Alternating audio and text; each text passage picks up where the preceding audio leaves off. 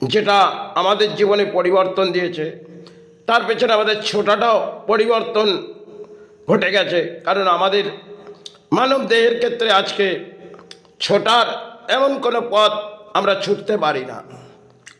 একটা সময় যারা বৃদ্ধে ছিলেন তারা কিন্তু পায়ে হেঁটে বহুদূর পথ যেতেন, আর তারা যেটা করে যেতেন সেটা বর্তমান দিনে আমরা পারবো না।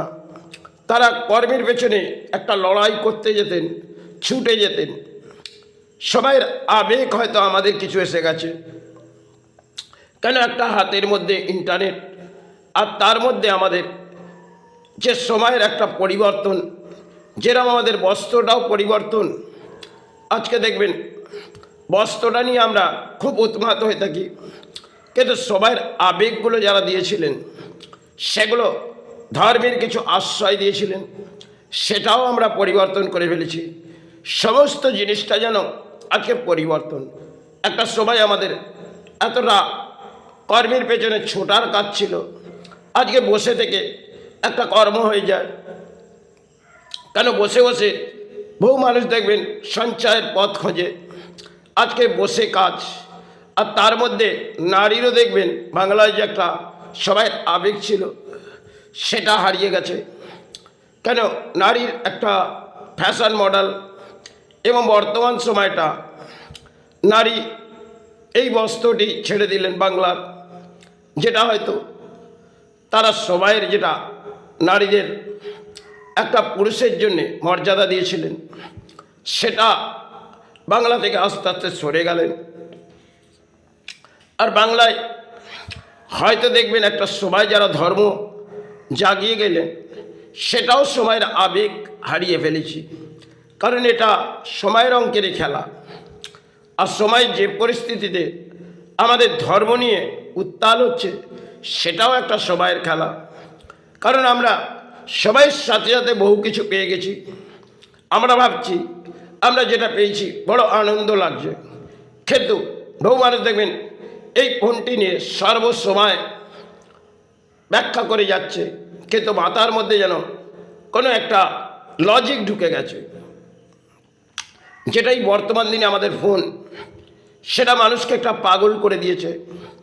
আজকে দেখবেন ফোনের পেছনে মানুষ পাগল, কিন্তু ফোনটা যতটুকুন প্রয়োজন ততটুকুনি ইস্তেমাল করো। কিন্তু আজকের তারিখে ফোন যেন এমন একটা জিনিস সেটা মানুষের কাছে সব থেকে কৃতজ্ঞতা। তাহলে একটা সময় ধর্মের কৃতজ্ঞতা দিয়েছিলেন, সেটা সমাজ হারিয়ে ফেলেছে। আজকে যেগুলো নিয়ে আমরা মনে করি যেগুলোর মধ্যে আমাদের জীবনে একটা দানপত্র জীবনে সাহারা ফুটে আসছে, কিন্তু এতে আমাদের বর্তমান সময়ে তো আমরা সাহারা ভাবছি, কিন্তু একটা সময় এর দুরবস্থায় ভেঙে পড়বে। কারণ যেটা সবাই যারা করেছিলেন তারা পথে ছুটতেন, আজকে আমরা ছোটার যোগ্যতা নেই, আর আমাদের শারীরিক দেহর মধ্যে অধিক ব্যাধি সৃষ্টি হয়। তারাও মানব দেহ করে আমাদের কিছু বুঝিয়ে গেলেন, সেগুলো সবাই আবেগ।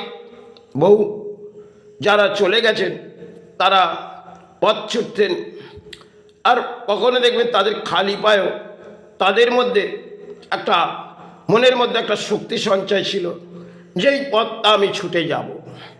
সেটা আজকে আমাদের বর্তমান দিনে আমাদের বাংলা কেন ভারতবর্ষের কোনো রাজ্যেই সব থেকে দুর্ভাগ্য নেমেছে বাংলায়। যে সমস্ত নারীগুলো আজকে দেখবেন বস্ত্রটাকে যেমন পরিবর্তন করেছে, একটা ফোন যেটা পেয়ে গেছে তার মধ্যে মনে করছে সব থেকে বড় এনজয়ের জিনিস পেয়েছি। কিন্তু যতটা সময় আমাদের ধর্ম তলানিতে নেমে গেছে, নতুন করে এই ধর্মকে জাগানো অত্যন্ত কঠিন। কারণ সবাই যখন আবেগ হারিয়ে ফেলেছি, আর সময়ের আবেগ যারা দিয়েছিলেন সেটা ধর্মের মাঝ থেকে আজকে আমরা অধর্মের পেছনে চিন্তা করি। যদি কোনো অর্থ আমার কাছে চলে আসে তাহলে আমার দানপত্র জীবন সাহারা। কিন্তু এই করতে করতে বাংলায় সবাইয়ের আবেগ আমরা হারিয়ে ফেলেছি। আর সময় যারা আবেগ দিয়েছিলেন একটা সাধক, তারা বহু কিছু বুঝিয়ে গেলেন, সেটা ছুলে ফেলে দেওয়া হয়েছে, কারণ সেটা নিয়ে আর চলবে না। আজকে একটু চলবে সেবা, যেটা হচ্ছে ডিজে বাজাও, একটু সেবা দেখে আসি আর মাতৃর আবির্ভাব দেখে আসি। সবাই রঙকে দেখবেন কিছু ঘন্টা হয়তো বাজছে, কিন্তু ঘন্টার মধ্যে 3টি শব্দ, সেটা আমরা জানি না। কারণ আজকে দেখবেন সমাজে বহু কিছু জ্ঞানী, আজকে তারা উন্মাদ হয়ে পড়ে, আর যে কোনো জিনিস নিয়ে একটা চর্চা হয়। কিন্তু আগেকার দিনে তারা এত চর্চায় থাকতেন না, তারা একটা লম্পের আলোতে কাটাতেন। তো আজকে আমরা উজালার মাঝে কাটাচ্ছি, তাই আমাদের বোধশক্তিটা হারিয়ে গেছে। কারণ যতটা আলো দেখেছি, তারা দেখেছিলেন আধার। সেটা দিনের মাস থেকে যখন সন্ধে হতো, তারা বাসস্থান থেকেও পথে যেতেন। সেটা তাদের মধ্যে একটা মনোবল ছিলেন। আস্তে আস্তে সাপ ঘুরলেও তারা কিন্তু ভয় পেতেন না। আজকে আমরা সেই জায়গাটা তাদের যোগ্যতা দিতে পারবো না। হয়তো একটা সময় পেট আত্মা নিয়ে কিছু ব্যাখ্যা করা হতো, সেটা কিন্তু জায়গা আজকে দেখবেন সব কিছু সরে গেছে। যেন প্রকৃতির আমাদের সব কিছু সরিয়ে দিয়েছে। একটা পাখি পক্ষী যেটা ঘরে বসবাস করতো, সেটাও যেমন আমাদের কাছ থেকে কিছু সুখ দিত। কারণ একটি আওয়াজ যখন আসতো শুভ সকাল হলে, সেটা আমাদের মনোবৃত্তিটা পবিত্র করত। কারণ পাখির ডাকে আমাদের ঘুম ভেঙে যেত, আরও কিছু ডাক আমরা পেতাম। সেটা সময়ের অঙ্কে আমরা সবই হারিয়ে ফেলেছি। একটা সময় দেখবেন আমাদের পুকুরের চাষের মাছ হতো, সেটা আমাদের স্মৃতিশক্তি যেন বাড়িয়ে তুলত। আজকে আমরা ভেরির মাছ খাচ্ছি আর পোলট্রি মুরগির মাংস, সেটা নিয়েও উৎপাত হয়ে ব্যাখ্যা করছি বটে।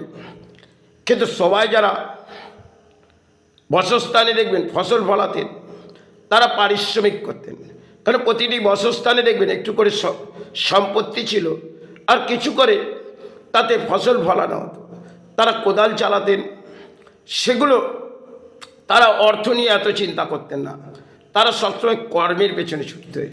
তাই তাদের দানপত্র দিবেন দেখবেন আয়ুটা বেশি ছিল। আজকে বর্তমান দিনে আমাদের রোগের 6 লাখ, হয়তো আমি জরাব্যাধি, কিন্তু আমার একটি অপারেশনের ভুল সিদ্ধান্ত আজকে এই জিনিসটা হয়েছে। যাই হোক, এটা আমার দানপত্র জীবনে ছিল। তবু যে পরিস্থিতি বাংলার চলে এসেছে, এটা আগামী দিন মনে হয় এই বাংলা জাগবে না। কারণ ধর্মের মাস থেকে যদি আমি ব্যাখ্যা করি, সমাজ নেবে না। আর সমাজের যে পরিস্থিতি এসে গেছে, সেটা সমাজের মেরুদণ্ড ভেঙে গেছে, আর সমাজের দুর্ভাগ্য এসে গেছে। হয়তো কিছু আমরা ভাবছি এইটা ধর্মের পতাকা নিয়ে ঘুরবো, আমাদের সৌভাগ্য হয়ে যাবে, আর ধর্ম ধর্ম করে চিৎকার করব, আমাদের দানপত্র জীবন সৌভাগ্য। কিন্তু তা নয়। কারণ ধর্মটা একটা শ্রেষ্ঠ, তাকে শ্রদ্ধা করি, তার পেছনে নাম জপ এটা করতে থাকি। আজকে আমরা বস্ত্র পরিবর্তন করে নাম জপ, এগুলো তো পুরনো স্মৃতি ছিল, সেগুলো সরে গেছে। আর আমাদের মধ্যে কিছু আবেগ একটা ফোনের মাধ্যমে এসে গেছে। কারণ ওগুলো আর আমাদের প্রয়োজন নেই। আমাদের প্রয়োজন হচ্ছে এনজয় করব, একটু ঘুরতে যাব, আর ঘুরে এসে ভালো মন্দ খাবো। এগুলো একটা বাংলার ফ্যাশন। তাই সবাই দেখবেন বাংলার নারীগুলো, তারা বর্তমান সময় দেখবেন গ্যাসে রান্না করছে, তারা কাঠের জালে রান্না করতেন, তাদের ঘাম বেরিতেন, তারা পসিনাটা বার করতেন সন্তানদের। আজকে সবই কিছু এনজয়ের মধ্যে আমাদের এসে গেছে, আর সেবাটাও এনজয়। সব কিছু যেন একটা এনজয়ের মাঝে চলছে। তাই এনজয় যদি আমাদের জীবনে এসে থাকে, এটা সবার আবেগে কিন্তু আমরা ভাবছি এনজয়, কিন্তু এটা দুর্ভাগ্য আসবে। কারণ পরিস্থিতিটা এমন একটা আজ আসছে, কাল আরেকটি ঝড় বয়ে আসবে, একের পর এক কিছু আসতে থাকবে। প্রকৃতির খেলায় আমরা মানুষ্য জন্ম পেয়েছি, তাতে একটু ধর্মের আশ্রয় নেওয়া চাই। তাহলে অধর্মের বলি বলে এই প্রকৃতিতে আমরা দণ্ড নিতে আসিনি। তবে আজকে যে সমাজের পরিস্থিতি, এটা সমাজে দেখবে দণ্ডটা সমাজের মানুষ মেনে নেয়। কেন? কলি যখন দণ্ড দেয়, তাকে কিন্তু কলি কিন্তু এককভাবে দেয় না। প্রকৃতিতে যখন কলি দণ্ড দেবে, কলি তার অদ্ভুত ইতিহাস। তাই কলির ইতিহাস যদি ব্যাখ্যা করি, সেটা সমাজ মেনে নেবে না। তাই যাই হোক, সমাজের যা পরিস্থিতি, তাতে ধর্ম জাগবে না। হ্যাঁ, জেগেছে কিছু রাজনীতি, তাতেই যদি উৎপাত হয়ে থাকে তাহলে ধর্মকে আমরা সরিয়ে ফেলেছি। হ্যাঁ, চারটি ঝর্ণা নিয়ে যাচ্ছি, পথে বেরোচ্ছি, মনে করছি ধর্ম জেগে গেল। একটি স্লোগান দিলাম, জয় শ্রীরাম। আর এই স্লোগানেই যদি আমাদের ধর্ম জেগে যেত, তাহলে তারা সেবাটা যেভাবে সেরেছিলেন, সেটা সাধনা করে, মা করে, কেউ গুরু গুরু করে, তাদের নাম জপটা এত চিৎকার করেছিল না। সে আমি দেখো, আমি ধ্যান করছি, আমি জপ করছি, আমি এত কিয়া করছি, এত কালা করছি। আজকে বর্তমান দিনে দেখবেন কিছু রোজা, কিছু তান্ত্রিক, তারা কিছু কালা করে দেখায়।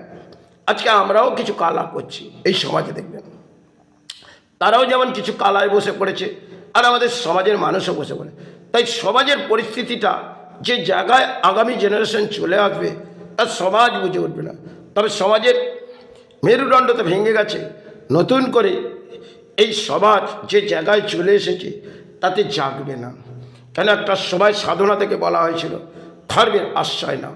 আজকে যদি আমরা অধর্মের আশ্রয় নিই, তাহলে কলিযুগে একটা বিনাশের পথ আসবে, সেটা কলি হয়তো আমাদের দেবে। তাতে ভারতবর্ষের কেন, বিশ্ব ব্রহ্মাণ্ডের মাঝে কলির একটি দণ্ড সমাজকে মেনে নিতে হবে। হয়তো করুণা একটি কলির দণ্ড দিয়েছিলেন বটে, কিন্তু এরপরেও আমরা সেটা নিয়ে চিন্তা করিনি। আমরা খালি অর্থের চিন্তা করছি, আর অর্থটাই যেন সব থেকে বড়। তবে এই অর্থ সাথে যাবে না, কর্ম সাথে যাবে।